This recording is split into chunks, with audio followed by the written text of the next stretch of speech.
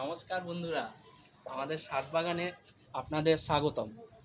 আজকে আমরা নিয়ে এসেছি আমাদের এই যে জামরুল গাছে দেখুন অনেকটা জামরুল ফলেছে। এবার দেখুন কত বড় বড় জামরুল হয়েছে, এবং কি ছোটও আছে। এই যে দেখুন এখানে একটা খুব বড় জামরুল হয়েছে, ঠিক আছে। এবার আমি এখন কীরকম সাইজের জামরুল বলি একটা, এটা হলো থাই ভ্যারাইটির জামরুল, ঠিক আছে। দেখলেই বুঝতে পারছেন জামরুলগুলি যে নিচটা একটু লাল কালার হয়েছে, পুরোটা সাদা আর নিচটা লাল। এই দেখুন জামরুল গাছ থেকে একটা জামরুল ছিঁড়ে জামরুলটা কেমন মিষ্টি, ঠিক আছে।